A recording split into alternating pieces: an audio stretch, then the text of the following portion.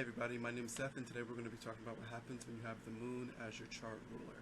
This is for Cancer ascendants. The chart ruler is the planet that rules your first house. It's kind of just that simple. The difference between the chart ruler and the ruler of your second house, the ruler of your third house, the ruler of your fourth, is that the chart ruler is actually giving a strong direction to your life. What's going on with the planet that rules your first house is actually putting a lot of information into where and how you use your ascendant at all. So we're going to start with the moon in the first house. This would be the moon in Cancer, more often than not. I get a lot of comments from you guys saying, like, what happens if a planet's here and it's not in the same sign, or my moon or my planet sits over here and it's not in that sign. I don't know what to do for you. I really don't. I don't have a system in place to be able to take care of all these subtleties, to take care of all these differences. This is the perfect time for me to talk about it because I have the moon in my first house. I'm a Cancer ascendant, but my moon is in Leo. It is not in Cancer. So what I did was look up both. Look up what happens when the moon sits in your first house, look up what happens when the moon is in Cancer in the first house, and look up what happens when the moon is in Leo in the first house, and just try to blend that information together and suit it to you. That is the best I can say to do with this information. I can't go through every single placement and talk about, on top of the hour that it takes me to go through all of them, put in a simple chart. I can't go over them in every shifting and every different sign they could be in. But yeah, that's what I say to do. But I digress, per usual. Point being, moon in the first house in Cancer. This is a powerful placement as your chart ruler, because the moon is sitting in its own sign, and then it's sitting in a cardinal house, so it's able to be projected. And what really happens is emotional sensitivity is what ends up being projected out into the world. These natives can really pick up on the emotional tenor of the atmosphere very quickly and actually respond to it and reflect it back out into the world very quickly. So if they're talking to someone or having a one-on-one conversation, having a one-on-one interaction with someone, they can pick up on their emotional subtleties. As soon as there's even the slightest emotional shift or change, this person will be able to pick it up very quickly and respond to it. Now, their response might be subconscious or very conscious, depending on how in tune that person is with their moon and how well they actually understand that their emotions are what are shifting and not their mind. If they're able to actually point out that they are emotional. If you are denying your emotions, then you won't understand how this placement works, because you need to understand that it's what you're picking up on is other people's emotions, and you are emotionally responding. This isn't happening in your head. This isn't thoughts. This is purely emotional exchange. Now, this creates a sort of GPS for comfort, where a person with this placement can really just go person to person, environment to environment, and really just be able to immediately tell, will I be comfortable here? Are these people the ones for me? They can kind of just give them 2 seconds with someone, and they will know, are we going to be friends or not? It's clear right then and there. How comfortable can I be with you? If I'm the less comfortable I am now, the farther it's going to take for me to get comfortable with you later. So there's just a clear built-in GPS, do I like you, do I not? Do I like this environment, do I not? They know what's good for them. They can just feel it out and very quickly and very easily feel out what are the best places and people for them. Now, to get some more information on this placement, to get a little bit more detail on how this is impeding, how this is directing your fate or your life's choice, your life's purpose or life's path, you would want to look at where Mars is placed in the chart. This gives you an idea of how you use your moon.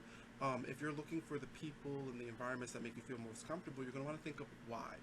What are your goals, and why are you taking this time to even evaluate where you're comfortable and where you're not? More than likely have a goal in mind, and Mars will help you understand what that goal is and how your moon is going to help you get there.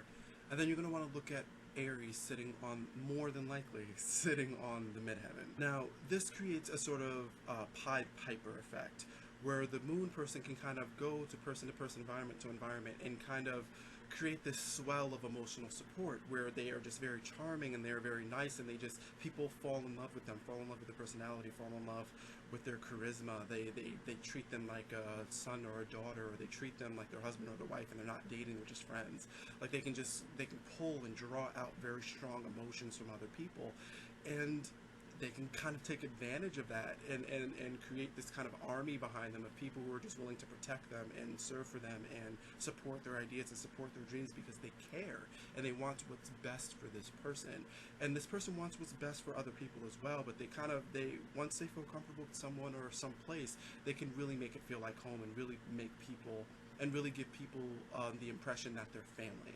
And what happens is that they create a very, very strong following, and they can direct and they can lead with this strong following, and they end up being able to have a swell of support and a swell of resources to be able to go after what they want. And yeah, it creates, your family becomes extremely extended, and they almost become an extension of your purpose. People and resources and their resources and environments become an extension of what you want. You can go out and grab something by just asking for help, or asking someone to do it for you, or just asking for people who are around you, who you trust to help you with things, and things will get done. You kind of become an army general, where you kind of just point and say, onward this direction, and that is the direction it will go. Now, with the moon sitting in the second house in Leo, this shows that your relationship with money, your relationship with revenue and spending, it fluctuates kind of constantly. Your mood has a lot more to do with your relationship with value than most people would account for. The key to being able to take control of this revenue fluctuation is to give of yourself. Be able to give of yourself creatively, and to understand that your creative talents are exactly what is going to get you ahead in life.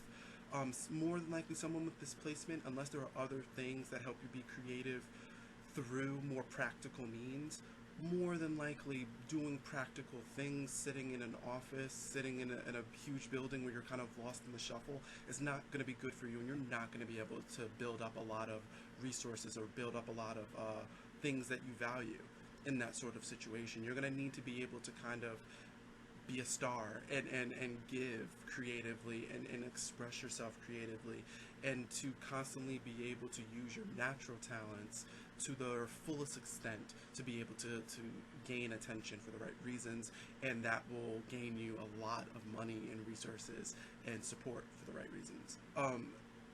This means that you can kind of get people to fall in love with your ideas, to really fall in love and really get attached to what you have to offer.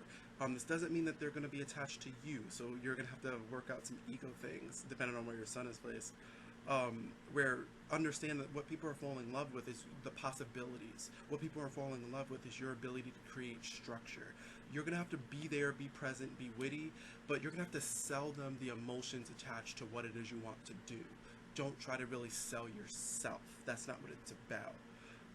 Once you understand this, you become like a potent, dangerous salesman, because you can really, you understand that once you develop a plan, it's all about selling that plan, and people are so ready for you to sell them a plan, for you to sell them what to do. But it's just understanding that your plan needs to be a foundation, and everybody will be ready and willing to build on top of that. But if you are not providing a solid foundation to sell them, you'll find that they'll stop buying from you. They're not going to buy cheap things. Make sure that your ideas and what you have planned for your life and the things that you want to do with your life are of value. It's Leo here. People are going to want the best of the best. And again, this isn't about you. This is about what are you providing. Are you providing the best of the best for them? Is your heart really in it when you bring out these things that you want people to throw their money at, or you want them to collaborate with you with? Now, where you look at Venus in your chart really gives you an idea of are you best suited for a business? Are you best suited for somewhere a little bit more practical, somewhere a little bit more structured, compared to somewhere where it's all about what you are providing artistically or anything in between those two extremes? Venus will help you get an idea of where your best creative endeavors are where your creative endeavors are best placed, where your fluctuation is coming from, and really some of the influence that help you understand where are you spending a lot, where you could be structuring a lot more, where Venus is placed. Now you also look at where Taurus is placed, which is in your 11th house, and you get to see that understanding who you're selling to. Who are these people that you're going to need to support your ideas? Who are the people falling in love with the ideas that you're providing, with the plans that you have? Know who you're selling to. Know your audience. Know your customers. Know your clientele. Because as soon as you unlock that, you can specialize what it is that you do. You can specialize the way in which you communicate with them, and you can really speak to their heart, you can speak to their emotions, and get them to completely and totally buy in to everything that you have to offer to the world. Now again, if these things are cheap, if these things are fast, if you're just looking for a quick buck, you'll get that quick buck, but you will never get anything more, ever. You're going to need to be present. You're going to need to put all of this bundle of emotion that Moon and Leo has into a plan. And knowing your audience as you do this, make sure that you're creating a potent, perfect package to hand off to these people who are going to influence your influence on the world, who are going to be able to create a foundation of influence for you in the world. So there's just synchronicity when it comes to the idea of growth and prosperity. With the moon sitting in the 3rd house in Virgo, now a lot of your energy ends up being put into planning, and this creates days of this creates an idea of being very prepared, not very scheduled. Even though Virgo does have the tendency to want schedule and feel very comfortable with schedule, sitting in the 3rd house, it's not going to happen. It's just not, it's not how it works. You're going to end up really stressing yourself out, going between being lazy and having no schedule at all, or over scheduling yourself and not giving yourself any wiggle room, and then kind of really backdoor hurting yourself by not sticking to the schedule that you made. The best thing for you to do with this placement is to be prepared. Preparation is what will really get your moon feeling very comfortable to think straight and do what you want it to do, and stick to some type of schedule, stick to whatever schedule comes to be throughout your day. As long as you get certain things done, as long as you're prepared to get certain things done, you will feel a lot better day to day. So I would really focus on preparation. The way that you keep track of your thoughts is where Virgo's analytical kind of OCD-ish energy, that's going to really get into the ideas of organizing thoughts rather than organizing things around you. You may have like stacks and stacks of folders and notebooks and books themselves, and scheduling books and notepads and just tons and tons of things where you write down your ideas and then file them somewhere. Being able to organize those, color coding, stacking up, whatever way that you do that, putting energy into that creates a big space for you to kind of get a lot of anxiety out. Cleaning your room, cleaning your house, that could help too, but more than likely that anxiety that you kind of build up throughout the days, throughout the weeks, throughout the months, really can really be worked out through organizing your thoughts, organizing your ideas, writing down your thoughts and writing down your ideas, and organizing those things. And then you'll find that you feel a whole lot better when you have a color-coded system for your notebooks, when you have a color-coded system for your folders and for your thoughts and your ideas and your plans. Again, that really goes along with being prepared, not knowing what you're going to do with all these things, but knowing that you can find them, flip through them, read them, add to them. That will actually create a lot more comfort for your moon than just having a clean house like a lot of people would just assume with a Virgo moon. And it creates a lot of confidence for yourself intellectually. And feeling as if you're learned creates a lot of confidence, which creates a lot of comfort for you with a placement like this. Now, you look at where Mercury is placed, and you actually get an idea of where and why this anxiety gets built up. Where Mercury is placed is where your thoughts are running the most, the things that you're going to end up writing down the most things about. When you have all these folders and notebooks and books, what are the themes of these books? What are you writing so much about? What are these folders holding? Mercury will give a big clue into what types of thoughts and ideas you want to organize in the first place. Now, when you look at Gemini sitting in your 12th house, you get to see that a lot of what makes you happy, makes you feel comfortable when you give and when you serve, the way that Virgo likes to do, has to do with ignorance. It has to do with stupidity. You love ignorant people because you get to enlighten them, but you really adore stupid people because you like breaking down the way that they think and then re-educating them. You also may hate stupid people, but once you grow up a little bit and you mature a little bit and you can tell the difference between an idiot and a stupid person, like an idiot knows they're dumb and they refuse to change their mind. A stupid person is just someone who does not know they're wrong, but they're not taking the chance to read a book or find out that they're wrong. They just take whatever information that they have and they run with it. An ignorant person is someone who just doesn't have any information. They're just going off gut instinct all day, all night on just like things that are factual. That's an ignorant person. You like those people. A stupid person is just someone who hasn't picked up the right book yet, who hasn't talked to the right person yet, who hasn't discussed their ideas with someone who knows a little bit more than them. You adore them. And you may actually end up being like a knowledge philanthropist because you just love the idea of educating people. You just love the idea of being the person who kind of gets to nurture other people's minds, who gets to provide them with knowledge, provide them with a space to learn, provide them with the tools to do so. And it may be something really worth looking into, and it may be something really worth putting effort into, and looking at the way that you interact with the people around you and seeing that you kind of get off on re-educating people who aren't as educated as you.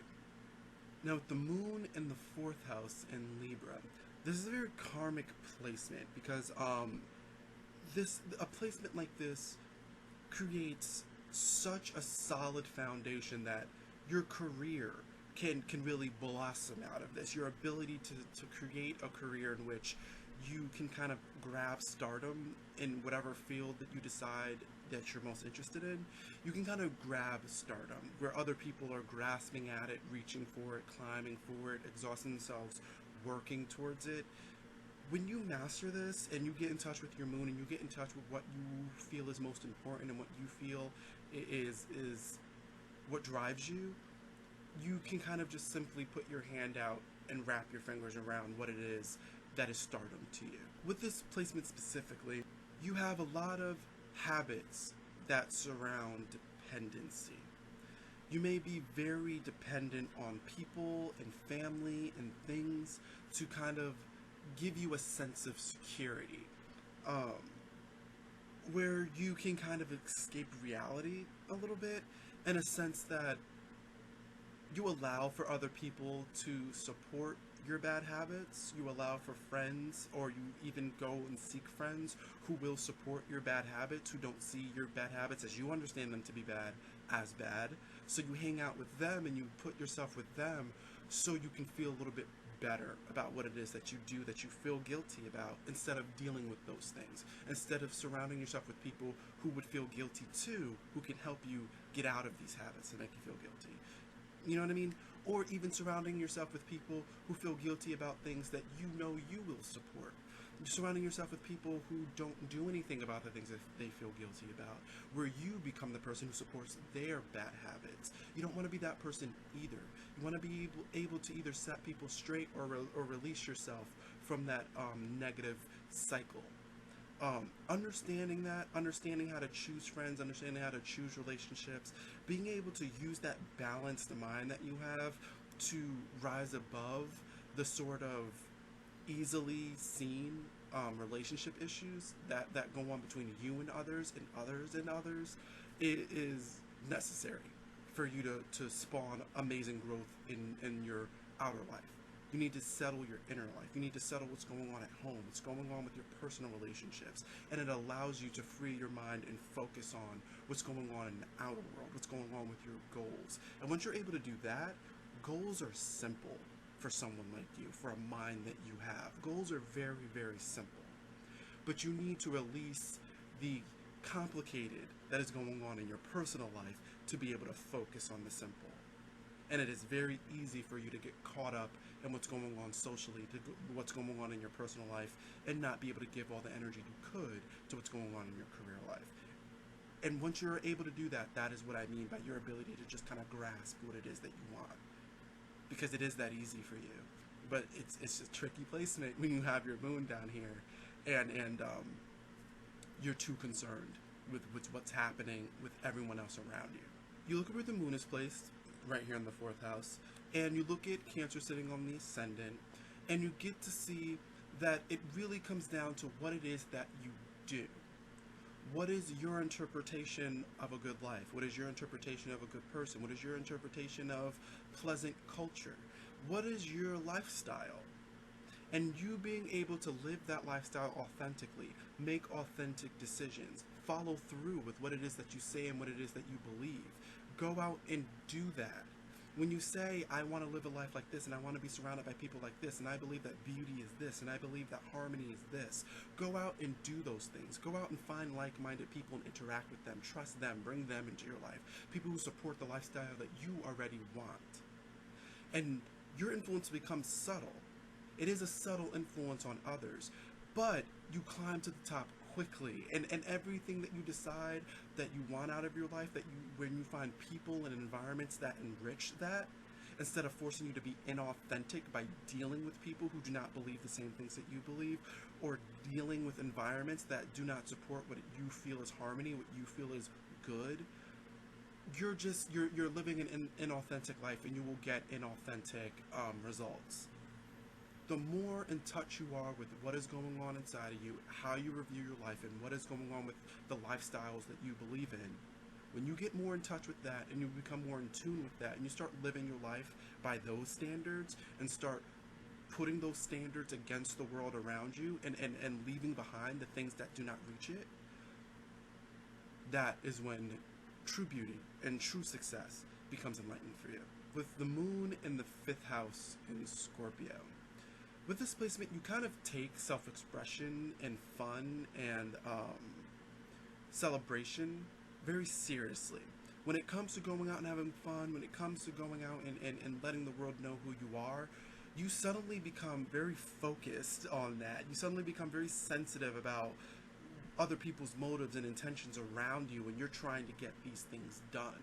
And you suddenly become actually pretty sensitive to what people think about you with a placement like this, especially what they think about what it is that you have to offer to the world, what you think is best about you. Will other people agree? And not only will they agree, if they don't agree, will they try to punish me for this? Will they laugh at me? Will they ridicule me? Will they hurt me? Because this is what I think is best about me, and they don't agree. So a lot of tension can come out of you trying to find fun, you trying to express yourself.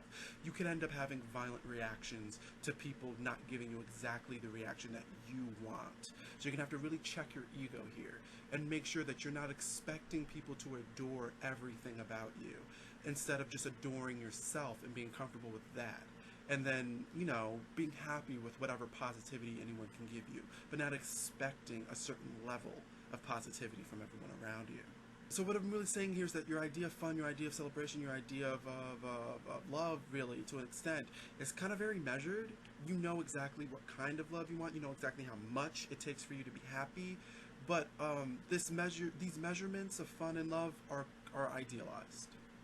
Now, if you don't get in touch with the idea of kind of calming your ego down and giving sufficient praise to yourself, so you're not looking for it or demanding it in other people, if you don't find a way to do this, you're going to indulge in self-destructive behavior, you're going to indulge in self-destructive people, and you may hurt yourself for a high. You may get blackout drunk and ruin a relationship or ruin things around you, so you can wake up in the morning and have drama. And you may not feel like, oh, why would I ask for this? But you keep asking for it. No one else is asking for these things for you. It is clearly you.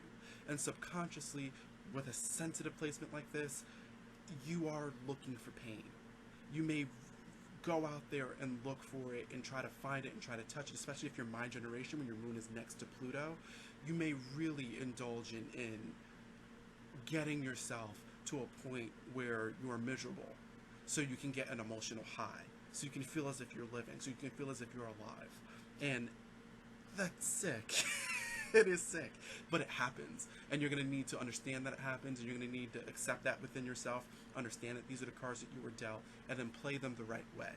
Indulge the right way. Indulge in things that are positive. Indulge in taking care of yourself. Indulge in loving yourself so that when someone likes you, you can appreciate it. And when someone loves you, you can attach to them.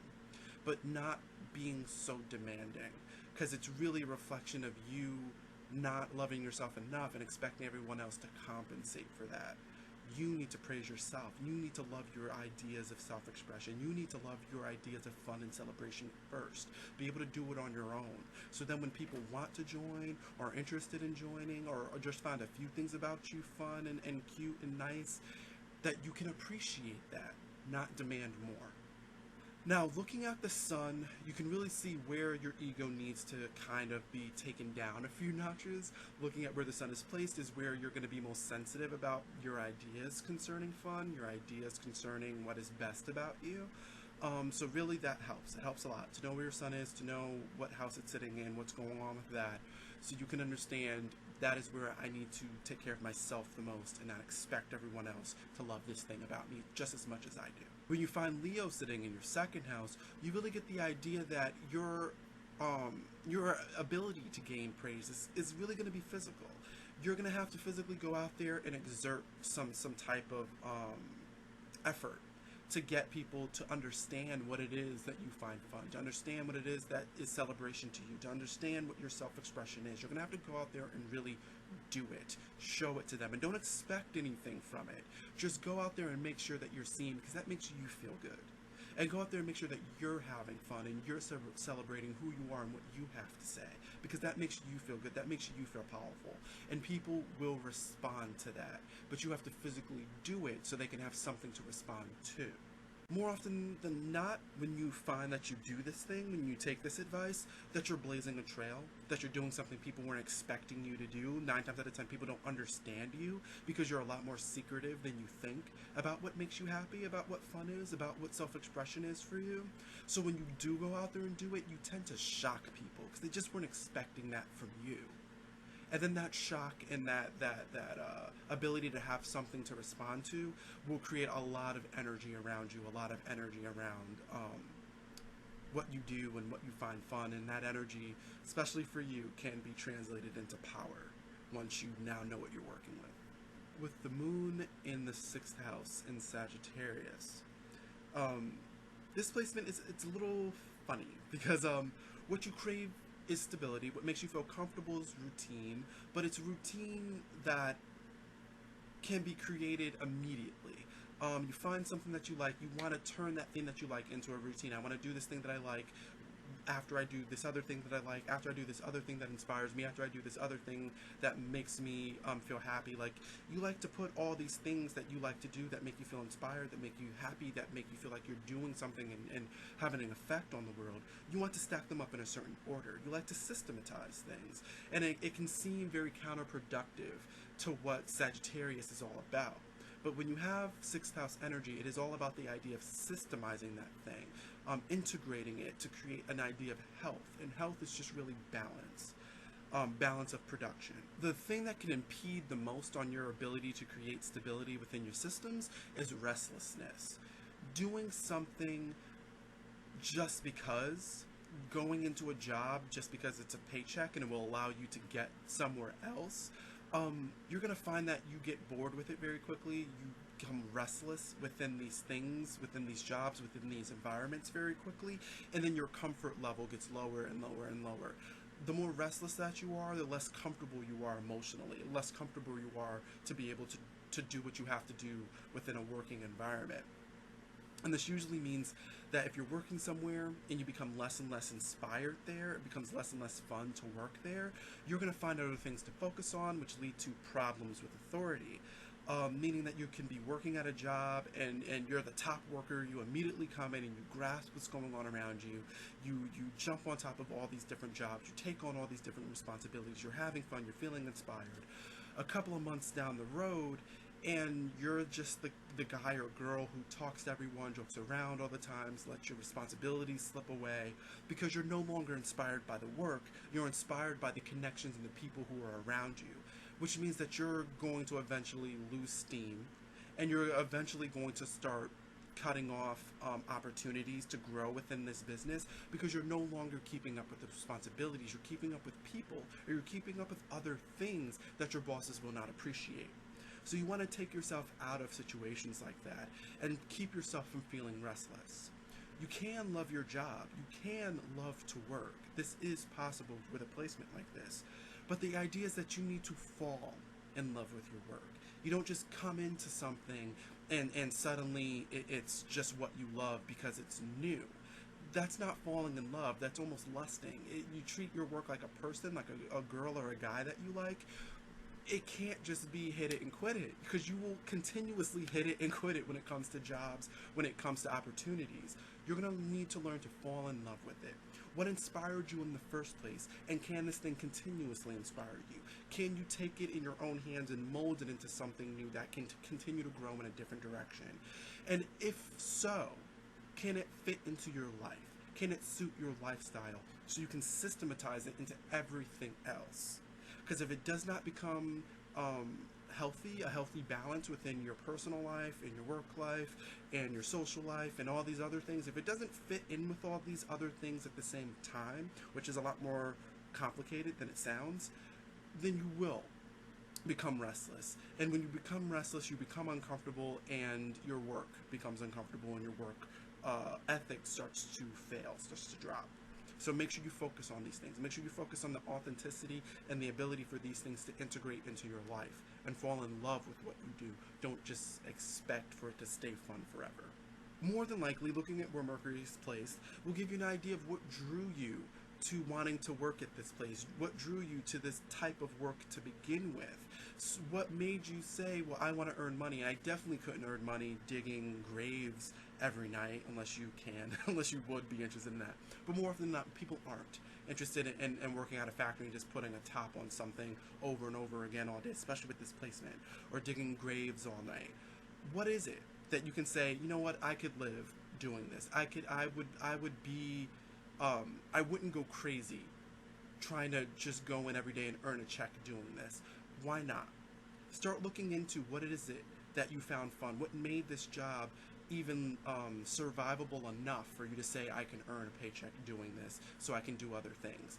Once you understand what drew you to these different jobs to begin with, it helps you understand how to integrate these different jobs into your life, period. Because you will enjoy doing them, you will learn to fall in love with them, and it will feel healthy to you to do that job and have this social life and have this personal life and have all these other things. They will all feel healthy because they all make you feel good and they all keep you inspired and interested. Now looking at where Virgo is placed, which is in your third house, you get to see how unorthodox this may seem to the outside world, that you personalize your lifestyle to this effect. Your ability to really personalize what inspires you and systemize your life around what keeps you from being restless seems to be unorthodox to other people. And the idea that you can kind of come into a job that you hate and manage to, at least in the first few months until you become totally bored with what you're doing or totally uninspired with what you're doing, you manage to produce a lot. You manage to catch the eye of a ton of people very quickly because you are so good at what you do in these horrible conditions. Now just imagine what you can get done when the conditions suit who you are, when the conditions suit your lifestyle. Imagine how far you could get. Imagine how much influence you could create and how much you could really get done in the profession that you decide keeps you interested and keeps you inspired the most and integrates with your life and your lifestyle the most. That is the possibility that sits behind a moon placement like this. So don't waste it. Now let's talk about the moon in the 7th house in Capricorn. With a placement like this, it's kind of hard for these people, or these natives, for you, if you're watching this, you have this placement, to understand that your feelings are just that your feelings are feelings, and that emotions are what drive you to really do what's best for you in your life. Unless you have other placements in your chart that really help, really other Capricorn placements in your chart, more often than not, your emotions are what drive you to want to get that job. Your emotions are what drive you to want to be the leader. Your emotions are what are driving you to want to improve the life around you. That's not a bad thing. It's just more or less a fact. and the less that you allow yourself to understand that these are emotions that are driving me to be a better person, and you associate emotions with things that are uncontrollable, you associate emotions with things that are not helpful, you're actually going to be inhibiting how far your moon can go and how useful that Capricorn energy can be. Now, if you are a Capricorn moon and you're watching this video, you understand how potent a placement that is. For you to disassociate yourself from your emotions is to disassociate yourself from the ability to take control, your ability to create growth in your life, because emotions are intrinsically connected to both. You can't have one without the other. The more that you embrace your emotions, the more you embrace that you have them and that they're what drive you, and that really they're the best things about you that really help you stay on track and help you do what you need to do in your life. The more that you embrace that, the more possibility you have to gain and to be of status in your life. A placement like this also shows that you might project your needs onto others. The emotions that you deny suddenly become the issues that you have with the people in your life. You may have a tendency to kind of do that, throw out your emotions onto others, throw out your emotions onto people that get titles for you. That's what the 7th house is really about, the title that you put on people. Someone an acquaintance, someone a stranger, someone a friend, someone a best friend, things in between. As soon as they get that title, with you denying your emotions, that title is kind of an unspoken contract to where your standards just became unbelievably high, and you expect very much from them. You expect a certain type of behavior, expect a certain type of status. You just have a lot of expectations, and when they fail, which they will, you punish them. You punish them with all the fury that you actually punish yourself with every time you fail at something. And it creates just for a lot of unhealthy relationships, or a lack thereof when it comes to relationships. Now, this idea of an unspoken contract, when you do put a label on someone, that's just kind of there. It's just the point of having Capricorn on your descendant, is that every relationship that you have is treated like a contractual exchange, where it's like, if I'm going to call you my friend, this means that I expect you to be here for me for certain things like this, or I expect you to be able to do this sort of thing or that sort of thing, and in return I expect to be able to do this for you, and I expect to be able to do that for you. More often than not, you're not sitting down and literally saying, this is what I expect from you and this is what I expect to give to you. But once you say that you're friends with someone, usually means that they've met certain standards and that you are silently passing them a contract to sign by saying, hey, let's go to the movies, hey, let's do this, hey, let's hang out, hey, let me spend some of my free time with you. It's an unspoken contract for you. It is important that when you do find people that you decide to create a bond with, that you decide to exchange these contracts with, you want to make sure that you are emotionally aware of yourself, so you are not creating a situation that is unhealthy, like I've explained earlier. And when they are healthy, you'll find that these bonds are really worthwhile for you. They're worthwhile for you to stay sane. They're worthwhile for you to have a balanced life of fun and work. And it's actually worthwhile for you fiscally, because as these people hit these certain standards that you have, more than likely that means that they have their own businesses, they have their own industrious attitudes that can actually help you out within your own business as your relationships and your business start to meld together, as they naturally do with a placement like this, and as your friends actually tend to become your co-workers and your co-workers tend to become your friends. Now you look at Venus and look where Venus is placed, what sign she's in, and all the other good stuff, and you really get to see what it is that drives you to want to be better, what it is that you might deny about yourself when it comes to your emotions, and the playing ground for which you project your insecurities and your failings onto other people. Venus will really give you a theme here, and where Venus is placed will really give you a strong theme onto what you can prove about yourself, what you need to accept about yourself, and what you need to be more relaxed and forgiving about when it comes to your relationship with other people. Now you also look at Libra sitting in your 4th house, and you get to see what a perfect world looks like to you. And in a perfect world, you have your spouse, your offspring, your family friends, your family. They're all really creating a strong, powerful, industrious family unit for you. And they're all well connected, and they all are able to support each other and you are able to support them in return. That is in a perfect world. Now, we all know that there's no such thing as a perfect world, but there is a way for you to be able to have a spouse and offspring and family friends and family and just a family unit in general that is industrious and well connected. And that means you be industrious, healthy, and well connected, so you can attract and connect with and stay with healthy, connected, balanced, industrious people as well. Because if you are not these things, these people that are these things will not want to be with you. So you're going to have to take care of yourself, take care of what's going on with you emotionally first. Improve upon your emotions first. Because just focusing on the outside world will only get you so much and will only open so much for you in your life. So make sure you focus on that. With the moon in the 8th house in Aquarius, a moon placement like this really shows how you can make very strange and abstract emotional and intellectual connections. Now, this is internally. The way that your mind works and the connections that you make and the way that you produce ideas, it's usually spontaneous and highly inspired in the moment and coming from somewhere weird, where it's just like people may not understand how you think, how you make connections emotionally and intellectually. Now, don't try to hide this, because it can't be hidden. When the moon comes, it brings vulnerability, and it brings vulnerability that needs to be embraced. So if you try to really cover these things up, if you try to really create a wall between yourself and the way that you think and others, try to make it look like you're normal instead of weird, try to make it look like your emotional, intellectual connections are average instead of extremely abstract, then you will just be failing yourself and failing your own purpose. Because these things need to be seen, these things need to be admitted. There's a sense of vulnerability that just needs to be embraced here. A placement like this also shows a sense of reality. Where you find 8th house placements, it's just that where this person just fully and truly believes that this is what's real. This is real life. This is just what's going on. I see it all. I'm totally and completely in tune to this thing, and I'm going to treat it that way. This is my reality. And what people usually don't get with that is that means it will become reality. Because when your mind is totally and completely convinced that this is just what's real, that is what will become real.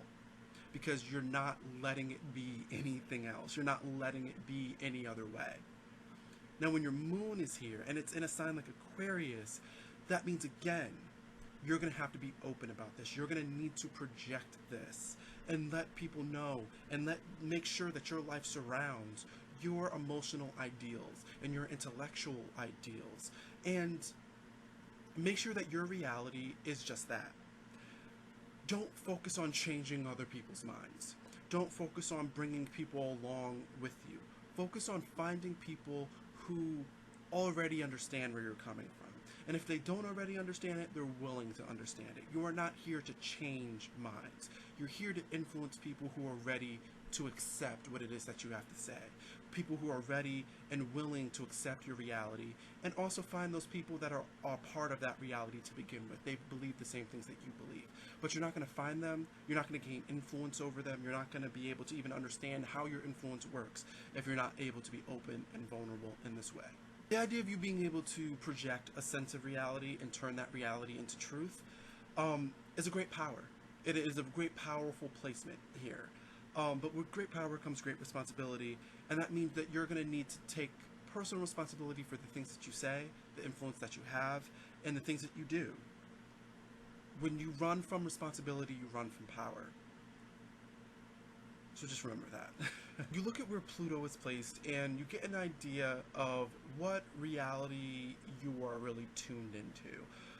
What part of the world do you really look at and say, well, this is just what it is, this is how I see it, and this is what grants me power.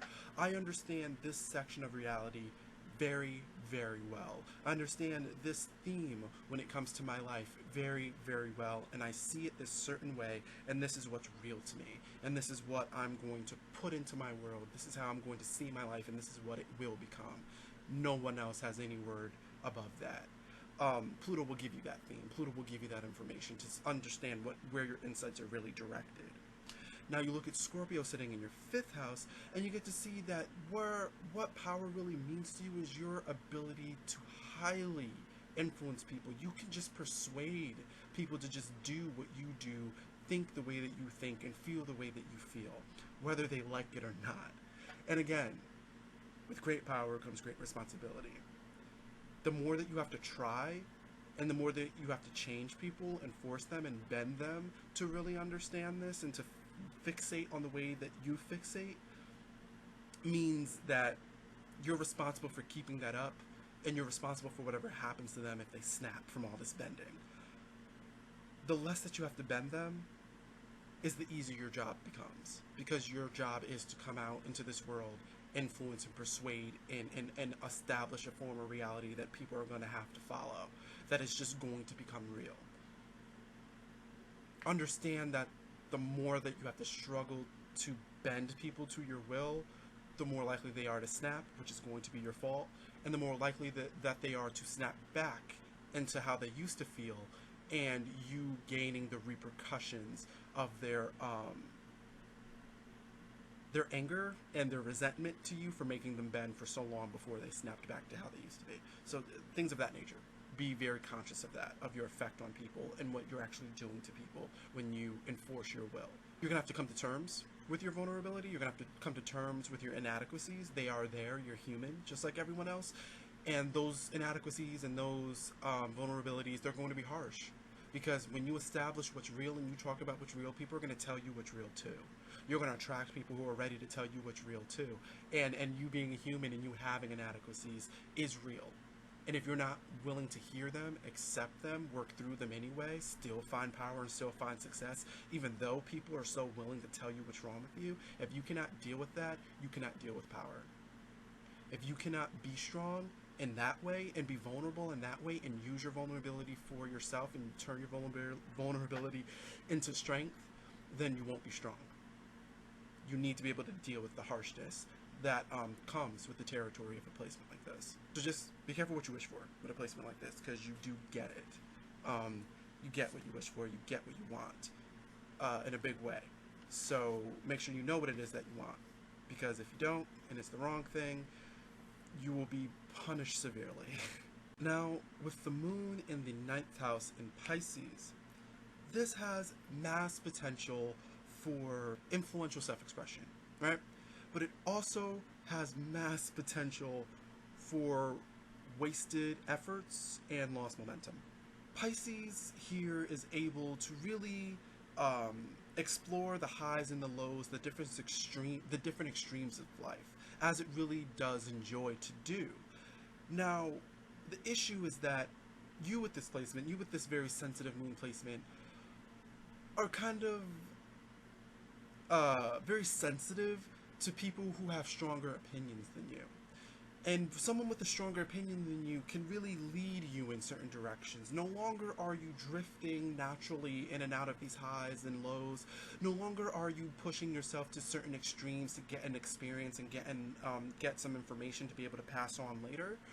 You're actually being led by others. Well, you're not learning lessons you're meant to learn. You're actually learning what not to do. You're learning what someone else was meant to learn. Being led by others into different extremes and into different highs and lows is actually a natural consequence of this placement. Understanding when you're being led and understanding when it's right to be led by this person and when it's wrong to be led by this person is important. You're going to need to take in the fact that you are highly influenced upon. Someone who comes in and kind of demands something from you, with a placement like this, your natural reaction is kind of to do it. Your natural reaction is to kind of, well, they must be right. If they're so demanding and they're so commanding, well, they must have earned it at some point in their life. Let me just do what they say.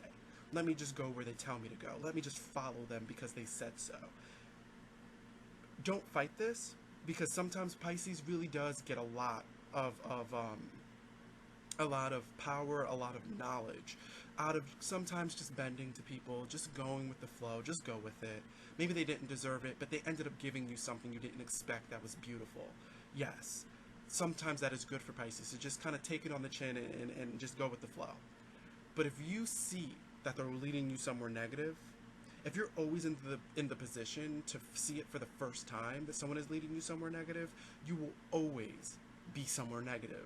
Because you won't be able to tell until it's too late that you've gotten there, that you're in a negative place, that it wasn't worthwhile to follow this person, that you could be somewhere else learning beautiful things, doing beautiful things. Learn from everything. Learn from every experience. Every time you have a new experience, take time by yourself to soak it in and gain from everything, negative or positive, because you're going to need to gain from both. You're going to need to expose yourself to both. Your life will thank you for it. Your lifestyle will grow from it. But take the time to learn. Don't just be led or dragged or pushed into all these different situations. You need to soak in what's going on around you every time you have a new experience and understand when to recognize someone who's going to lead you in a bad direction, or when to recognize when someone doesn't deserve your attention. And to be able to go with the flow, yes, but understand that these currents can change, and understand that you are a person and that you are in control of what goes on around you to some extent. And that maybe you don't like rocking the boat all the time, but that does not mean that the boat does not need to turn over when it needs to turn over. You look at Jupiter and you really get an idea of where you're going to find these people, what these people are going to look like to you when they come in with their grand ideas and their fiercity and their inspiration and their power that they bring. Where are they going to lead you in all these different directions? What is the major theme of all the things that you're going to learn?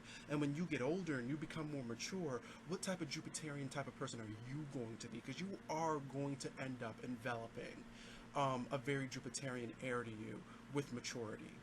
And when you are a full adult, look at that Jupiter placement that you have, and you will see that those are the themes that surround how people see you and the praise that you get. Then you look at Sagittarius sitting in your 6th house, and you really get to see the idea that your influence on the world and your ability to create inspiration comes from experiential knowledge, first of all, but it also comes from what happens when you sit and you examine what goes on inside of you, when you examine the experience that you just had. More often than not, when you take my advice and you say, all right, I've gone through this experience, I need to have time by myself to soak it all in. More than likely, soak it in means express myself. Soak it in means write a song, write a poem, paint a picture, draw something, write a novel. Your self-expression, your craving to see your experiences reflected back at you within a creative endeavor, your ability to kind of soak in what goes on around you by expressing yourself, those products of your self-expression, those products of every experience that you have, will eventually reach the world, impact the world, and empower the way that they see you, empower the way that your understandings influence their understandings. What you produce, really, will become highly influential, will become highly awe-inspiring, and people will really take a lot of inspiration from what you do. You will kind of be the gas in a lot of people's cars. Really, what you produce will end up being the gas in a lot of people's cars if their cars were their life. If that analogy makes sense.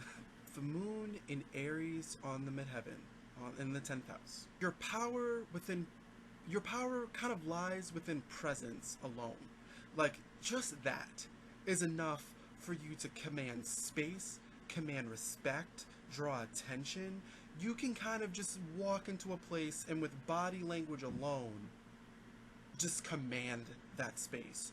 You are in charge. Everyone's looking at you. What you do is what they will do. What you do is what they're commenting on, what they're talking about. Like, that moon placement sitting in the 10th house like this, it does not take a lot of effort. It does not take much for you to just totally and completely captivate an entire room. You may be fully invested in the idea of bureaucracy and understanding inherently how to infiltrate it, how to manipulate it, how to command it, just how to work it, how to win when it comes to bureaucracy, and understanding that it is important and that your career is important, and being fully invested in your career as well is a big key point in a placement like this. And that investment and that understanding of bureaucracy and that ability to infiltrate and command when you do become a part of bureaucracy shows how easily you can open opportunities for yourself. And opportunities in a placement like this is really just an opportunity to work. The ability to work grants you a lot of power.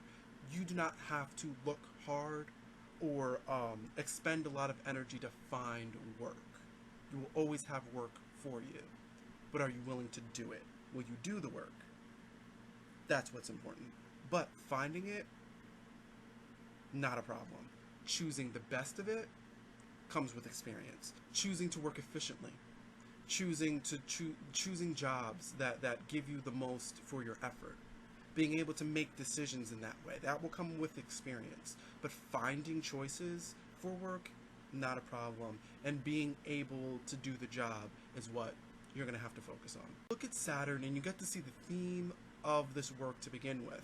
You may find that, like, you want to be a dancer, but everywhere you look, there's just always a job for management. You always find management positions. Maybe you're not meant to be the dancer. Maybe you're meant to be the dance instructor, the dance manager, the owner of all these different branches of dance studios. Again, finding work is not an issue. Will you get much of a choice? Probably not. Saturn will really set the trend for you, set the theme for you, and you will always have an abundance of options within the parameters of that theme.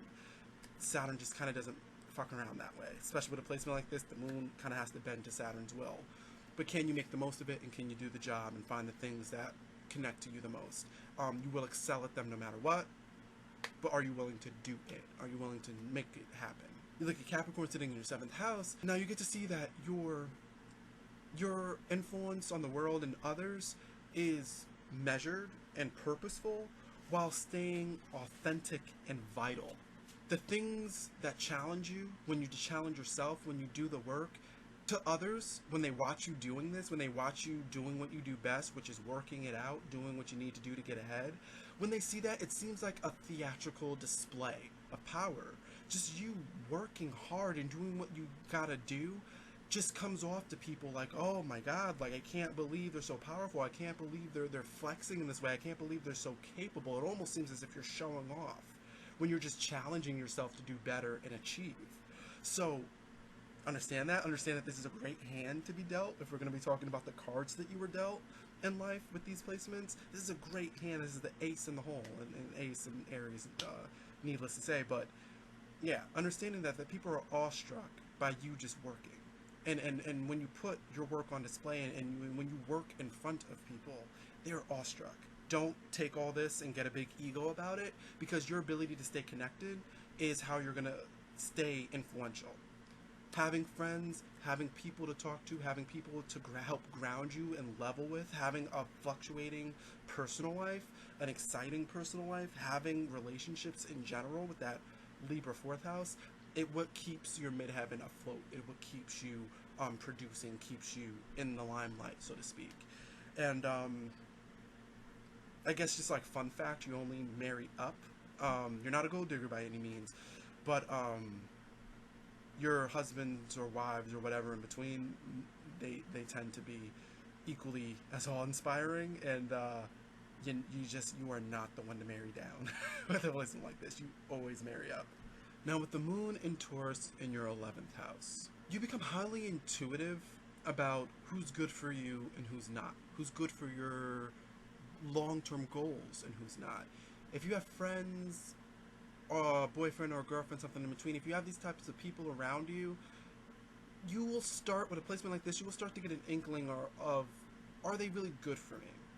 As you evolve, as you change, as your dreams change, as your goals change, as your achievements build up and you have loftier and loftier goals because you've built up a reason to deserve them, and for them to become more and more reachable, you'll start to find that your social circle becomes evolved, that your means of influence become evolved, and sometimes the people that you've had in your life are not evolving with you. And you become highly aware of that.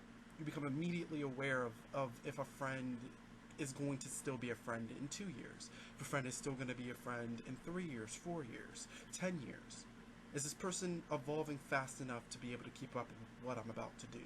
As you grow and mature and evolve, you become more and more intuitive about, are these people still going to be here? Do they deserve to still be here? Can they and will they still support me as I get bigger and bigger? This doesn't mean that you're not loyal or protected or invested in community and in your personal community, but it does mean that you want it to be mutually beneficial.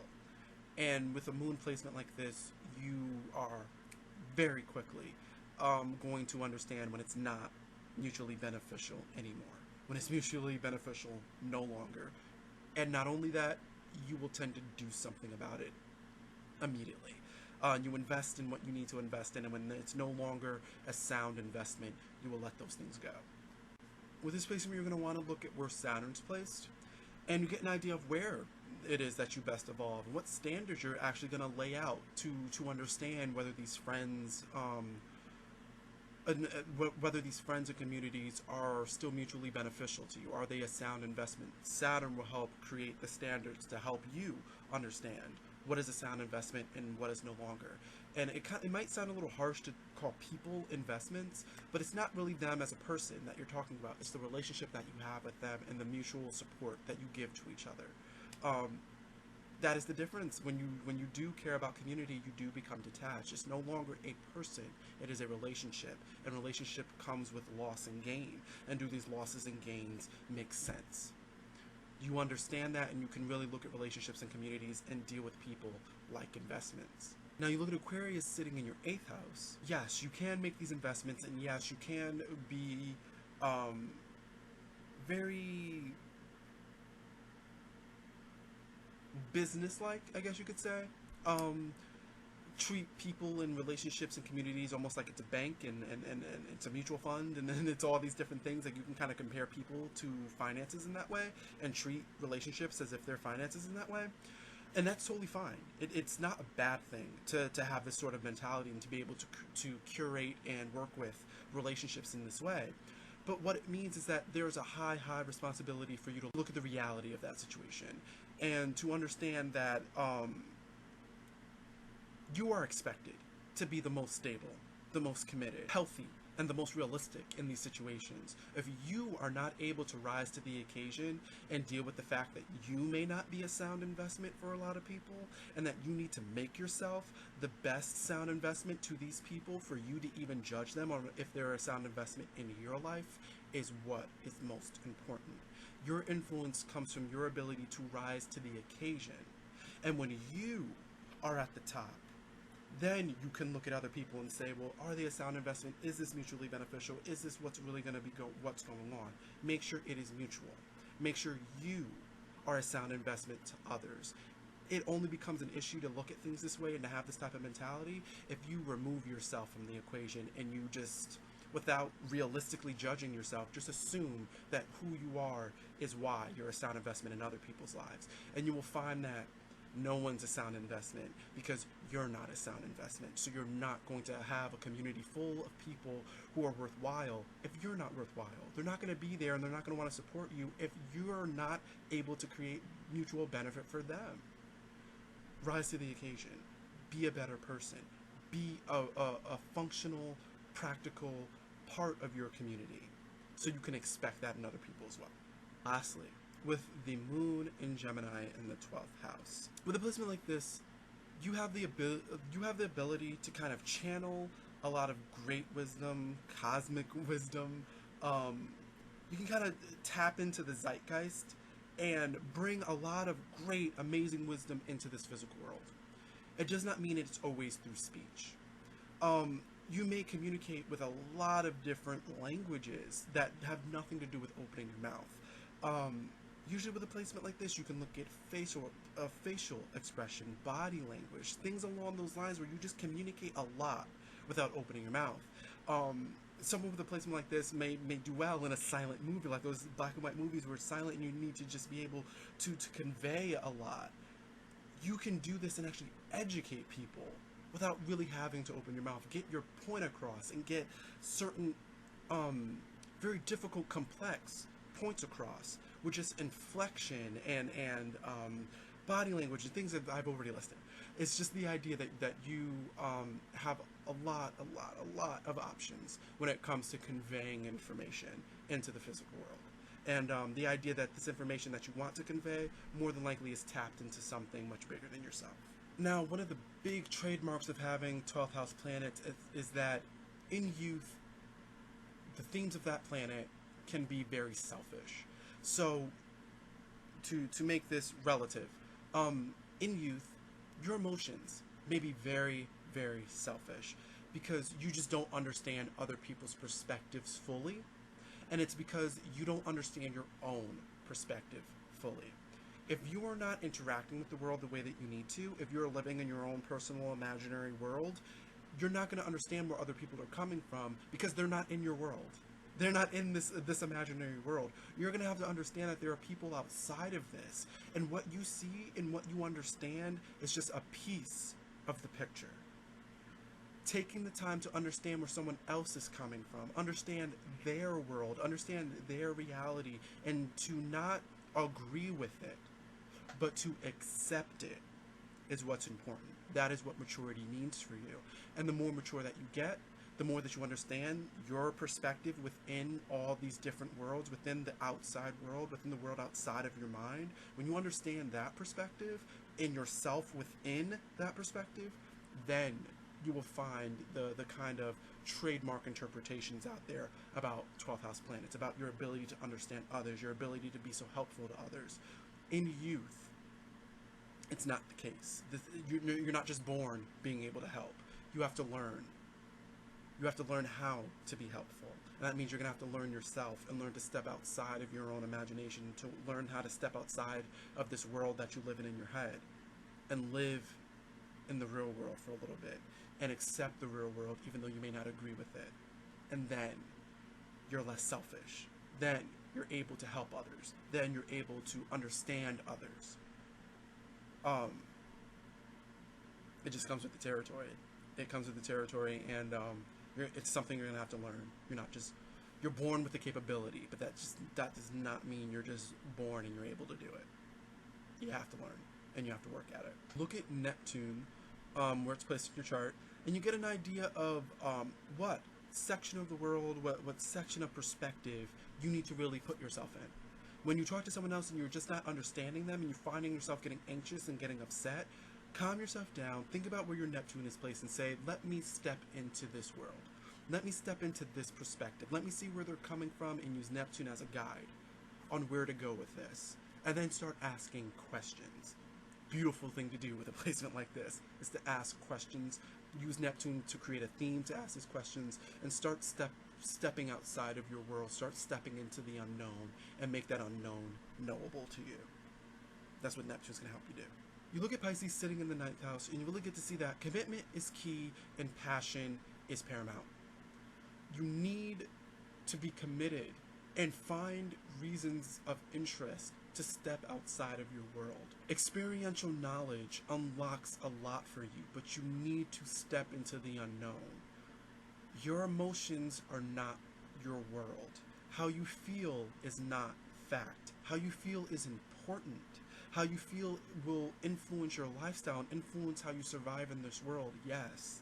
But how you feel is not the answer. How you feel provides you with perspective.